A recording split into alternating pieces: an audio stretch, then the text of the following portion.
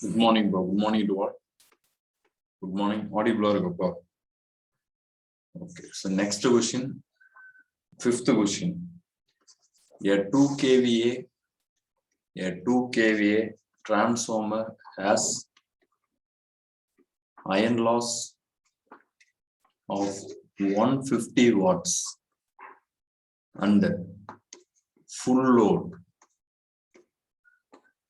copper loss of 250 watts. The maximum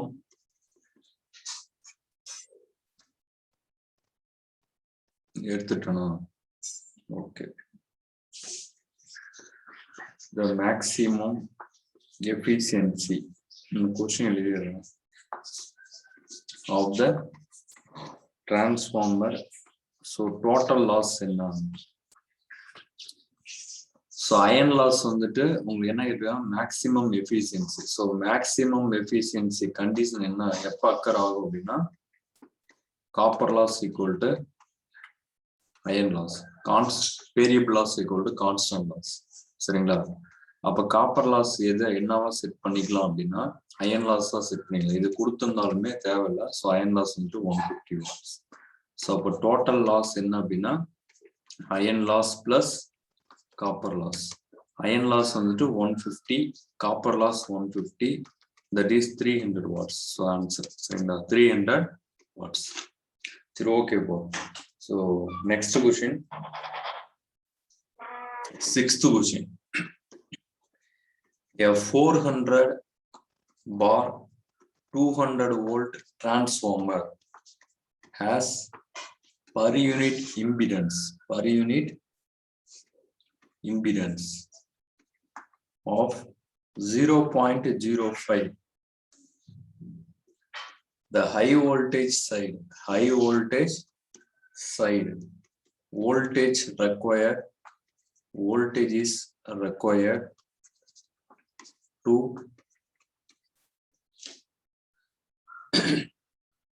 iron loss equal to copper loss. ஆமா,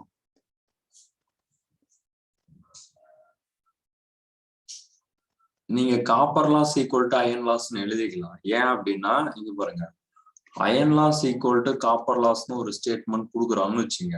next copper loss equal to iron லாஸ்னு கொடுக்குறாங்கன்னு வச்சுங்க. இது ரெண்டுல எந்த ஸ்டேட்மெண்ட் கரெக்ட்னு என்ன சொல்லுவீங்க? இதுதான் கரெக்ட். எக்ஸாக்டா ரெண்டுமே ஈக்குவல் தானே அப்படின்னு சொல்லலாம்.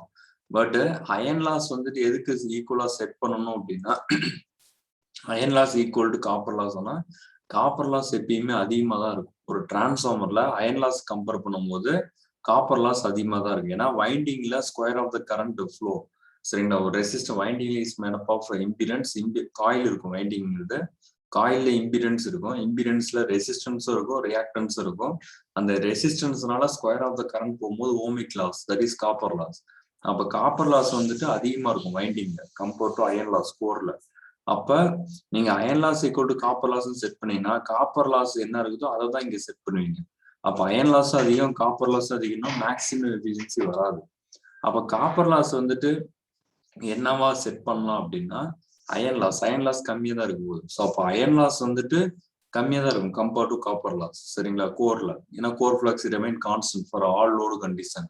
ஆனா காப்பர் லாஸ் வந்துட்டு இன்க்ரீஸ் ஆகிட்டே போகும். லோடு இன்க்ரீஸ் பண்ண வைண்டிங்ல போகக்கூடிய circuit closed circuit load increase பண்ண கரண்ட் அதிகமா போயிட்டே இருக்கும். ஸோ ஹீட் ஆகும், லாஸ் அதிகமாகும்.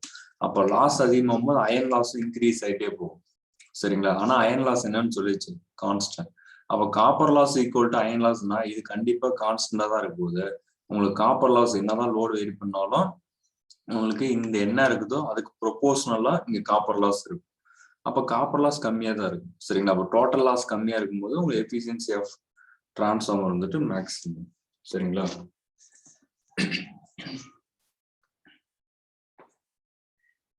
To circulate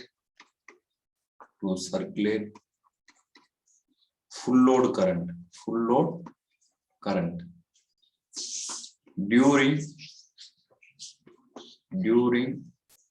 short circuit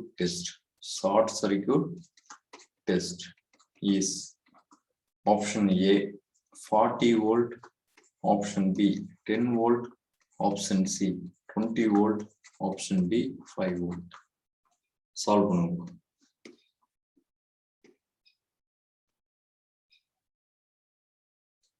A 400 volt bar 200 volt transformer has per unit impedance of 0.05 the high voltage side. So questions நல்லா படிச்சு பாருங்க. ரைட், இங்க பாருங்க 400 bar 200 volt transformer. சரிங்களா, அதாவது 400 volt பிரைமரி வைண்டிங் இருக்கு, சப்ளை 400 volt கொடுக்குறீங்க. செகண்டரி சைடு டிரான்ஸ்ஃபார்மர் 200 volt வருது. அதனுடைய பர் யூனிட் இம்பிடன்ஸ் பார்த்தீங்கன்னா 0.05 கொடுத்துருக்காங்க. உங்களுக்கு டிரான்ஸ்ஃபார்மர்ல பார்த்தீங்கன்னு வச்சுங்களேன், பிரைமரி சைடும் சரி செகண்டரி சைடும் சரி இம்பிடன்ஸ் வந்துட்டு ஈக்குவல். பர் யூனிட் அதாவது லீக்கேஜ் இம்பிடன்ஸ்னு கொடுத்துருப்பாங்க, positive negative zero sequence equal. The high voltage side voltage required to circulate full load current during short circuit test. Short circuit test எப்பயுமே எந்த சைடு பண்ணுவீங்க அப்படின்னா லோ வோல்டேஜ் சைடு பண்ணுவீங்க. ஏன் low voltage side பண்ணுவீங்க அப்படின்னா உங்களுக்கு தெரியும், இது பிரைமரி, இது செகண்டரி. இது செகண்டரியில low voltage 200 volt, primary 400 volt. Low voltage side தான் ஷார்ட் சர்க்யூட் பண்ணும் செகண்டரி. ஏன் இதெல்லாம் லோ வோல்டேஜ் எடுக்கிறேன்னா, ஏன்னா voltage is proportional to I. இப்போ வோல்டேஜ் 0 வோல்ட் இருக்கு, சப்ளை இல்லைன்னா கரண்ட் 0 தான். வோல்டேஜ் கொஞ்ச நேரம் கிராஜுவலா இன்க்ரீஸ் பண்றோம்னா கரண்ட் கிராஜுவலா இன்க்ரீஸ் ஆகும். இப்போ voltage is proportional to current. அதே லைனா இருந்ததுன்னா வோல்டேஜ் இன்க்ரீஸ் பண்ணா டிக்ரீஸ் ஆகும். சரிங்களா, அது மாதிரி எங்க கரெக்டா அப்ளிகேஷன் பார்த்து சப்ளை வோல்டேஜ் இன்க்ரீஸ் பண்ணா அது ப்ரொபோர்ஷனலா கரண்ட் இன்க்ரீஸ். அப்ப இங்க ஹை வோல்டேஜ் ஆல்ரெடி இருக்கு, அதுல போயிட்டு நீங்க ஷார்ட் சர்க்யூட் பண்ணீங்க அப்படின்னா அதுக்கு ப்ரொபோர்ஷனலா கரண்ட் அதிகமா போயிட்டு இருக்கும். கரண்ட் அதிகமா போயிட்டு இருக்கிற இடத்துல நீங்க போய் ஷார்ட் சர்க்யூட் பண்ணீங்கன்னா உங்களுக்கு இன்னும் கரண்ட் அதிகமாகி வைண்டிங் டேமேஜ் ஆகும். இன்சுலேஷன் ப்ராப்ளம் வந்து வைண்டிங் டேமேஜ் ஆகும். சரிங்களா, அதை அவாய்ட் பண்றதுக்காக தான் நீங்க என்ன பண்ணுவாங்க, லோ வோல்டேஜ் என்ன கரண்ட் கம்மியா தான் ஃப்ளோ ஆயிட்டு இருக்கு, அப்ப நீங்க ஷார்ட் சர்க்யூட் பண்ணுவோம். சரிங்களா, கோர் சேச்சுரேஷன் அவாய்ட் பண்றது. ரைட், அப்ப என்ன கொஸ்டின் கேக்குறாங்க அப்படின்னா, the high voltage side primary side இதுதான் ஹை வோல்டேஜ். பிரைமரி சைட்ல எவ்வளவு வோல்டேஜ் வந்துட்டு required to circulate full load current. Secondary side தான் லோடு கரண்ட் சொல்லுவாங்க. ஷார்ட் சர்க்யூட்னாவே should be equal to load. அப்ப செகண்டரி சைட்ல லோ வோல்டேஜ் இந்த இது இருக்குங்களா, ஃபுல் லோடு கரண்ட் கேட்பாங்க, இல்லை ரேட்டட் கரண்ட் சொல்லுவாங்க. அப்ப ஒரு லோ வோல்டேஜ் ஒரு டிரான்ஸ்ஃபார்மர்ல லோ வோல்டேஜ் சைட்ல ஷார்ட் சர்க்யூட் பண்றேன் அப்படின்னா, சரிங்களா, அதுல கண்டிப்பா ஃபுல் லோடு கரண்ட் பாஸ் ஆகும், இல்லைன்னா ரேட்டட் கரண்ட் பாஸ் ஆகும். சரிங்களா, அப்ப அது பாஸ் ஆகணும் அப்படின்னா ஹை வோல்டேஜ் சைட்ல எவ்வளவு வோல்டேஜ் கொடுக்கணும் அப்படின்ட்டு. சரிங்களா, ரைட். எப்பயுமே நீங்க ஷார்ட் சர்க்யூட் டெஸ்ட்னா ரேட்டட் வோல்டேஜ் கொடுக்க மாட்டீங்க, ரேட்டட் கரண்ட்டை தான் கன்சிடர் பண்ணுவீங்க.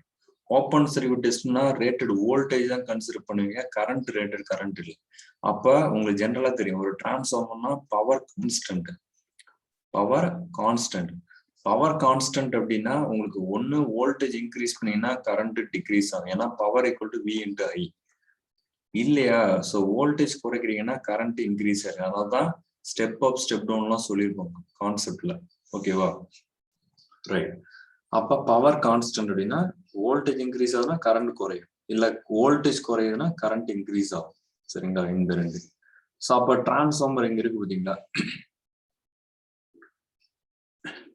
அப்ப ஷார்ட் சர்க்யூட் டெஸ்ட்ல பாத்தீங்கன்னா கண்டிப்பா என்ன ஆகும், ரேட்டட் கரண்ட் அதிகமா இருக்கும். அப்ப கண்டிப்பா வோல்டேஜ் ரெக்குவயர்மெண்ட், வோல்டேஜ் எப்படி தேவைப்படும் அப்படின்னா கம்மியா தான் தேவைப்படும். சரிங்களா, அதனாலதான் இங்க ரேட்டிங் எல்லாமே கம்மியில கொடுத்துருக்காங்க. ஓகேங்களா, ரைட். ஸோ அப்ப நீங்க டைரக்டா இது ஆக்சுவலா என்ன பண்ணணும் அப்படின்னா டைரக்டாவே எழுதிடலாம். இங்க என்ன கொடுத்துட்டாங்க, ஹை வோல்டேஜ் சைடு தான் எவ்வளவு வோல்டேஜ் தேவை. சரிங்களா, during short circuit high voltage side how much voltage is applied or required to obtained full load current or short circuit current அப்படின்னு கேட்குறேன். அப்ப ஹை வோல்டேஜ் என்னது, இதுதான் ஹை வோல்டேஜ். அப்ப நான் டைரக்டாவே எழுதுறேன். சரிங்களா, ஸோ கரண்ட் எதை பேஸ் பண்ணி ஃப்ளோ ஆகும் அப்படின்னு பாத்தீங்கன்னா உங்களுக்கு வோல்டேஜ் இம்பிடன்ஸ் இது ரெண்டு பேஸ். ஸோ டைரக்டாவே நீங்க என்ன பண்ணிடுங்கன்னா 400 into 0.05 impedance, 400 into impedance voltage கொடுக்குறேன், அது வந்துட்டு கரண்ட் ஃப்ளோ. இதுதான் வந்து ஏன்னா இதுவும் பாத்தீங்கன்னா நல்லா கவனிங்க, இதுவும் வோல்டேஜ் தான் தேவைப்படுது.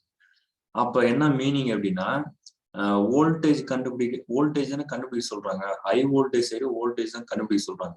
அப்போ வோல்டேஜ் கண்டுபிடிக்கிறதுக்கு வோல்டேஜ் டிவிஷன் ரூல் மாதிரி டைரக்டா அப்ளை பண்ணுங்க. ஹை வோல்டேஜ் சைடில் அப்போ total voltage 400 into same resistance. என்ன ரெசிஸ்டன்ஸ் இருக்குங்க?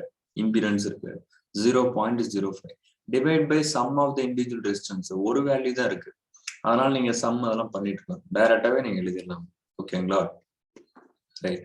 அப்ப இதை சால்வ் பண்ணீங்க, சிம்பிளிஃபை பண்ணீங்கன்னா என்ன வரும்?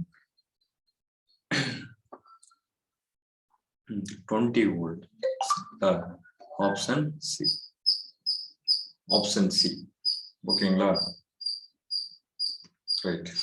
ஸோ நெக்ஸ்ட் கொஸ்டின் போகலாம். 7th question. 3 single phase transformer each with 10 kVA rating, 10 kVA rating are connected in closed delta arrangement. Closed delta arrangement. If one transformer is taken out,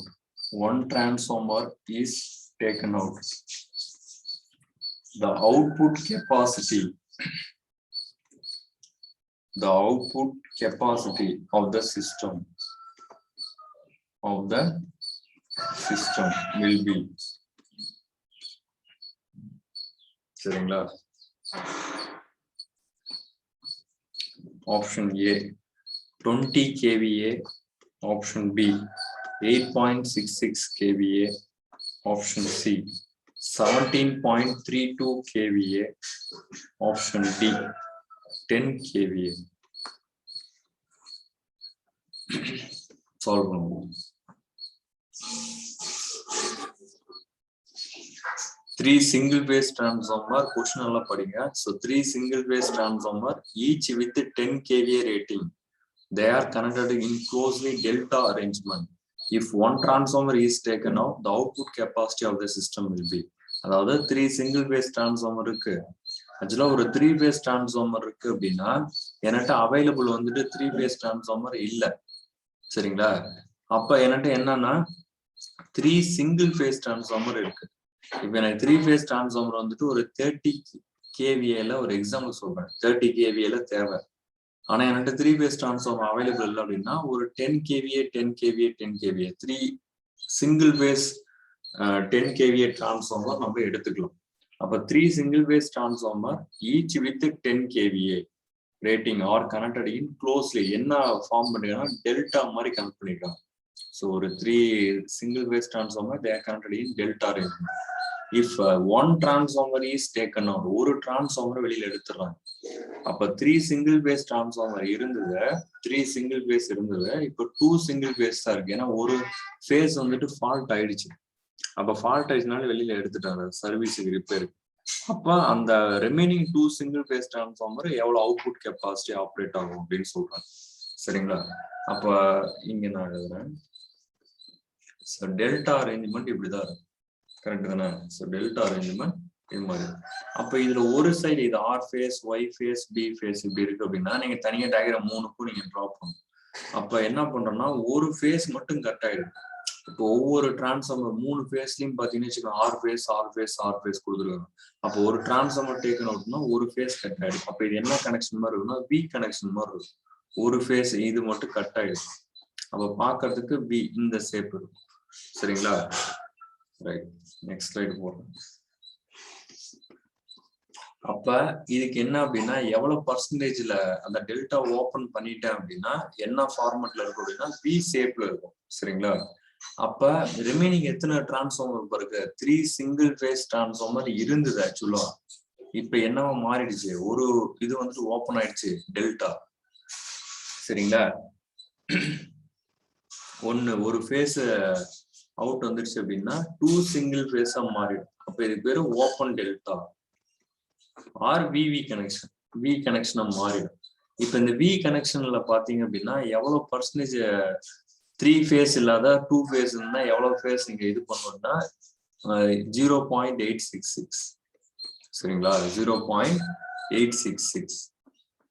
அது நீங்க சொல்றத, அதாவது நீங்க சொல்றத பாத்தீங்கன்னா ஒரு ஃபேஸ் ஒரு டிரான்ஸ்ஃபார்மர்ல 3 ஃபேஸ்ல ஒரு ஃபேஸ் போயிடுச்சு அப்படின்னா 57.7% வந்துட்டு ரிமைனிங் வந்துட்டு ப்ரொவைட் பண்ணிட்டு இருக்கும்.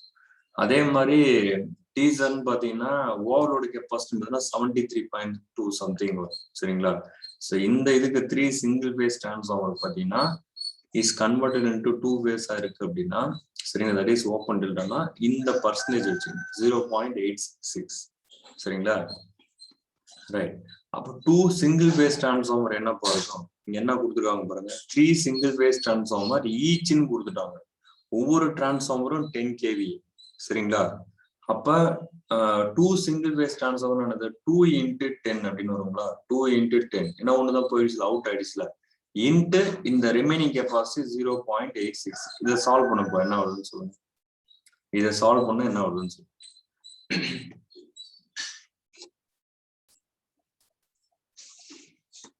17.32 இந்த ஆன்சர் வருதா பாருங்க.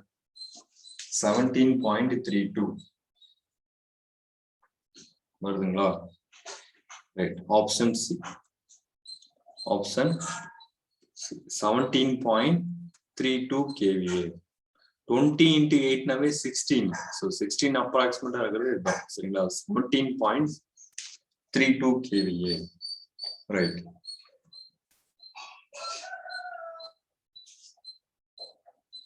நெக்ஸ்ட் கொஸ்டின் பாருங்க. So a 200 volt bar 100 volt 50 Hz transformer is to be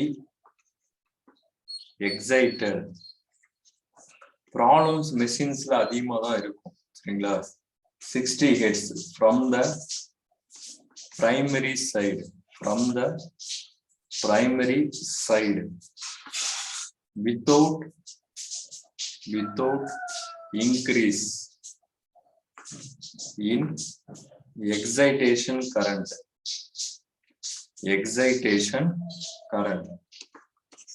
Then the voltage to be applied at the primary. So option A 160 volt, option B 200 volt, option C 240 volt, option D 280 volt. சொல்லுங்க.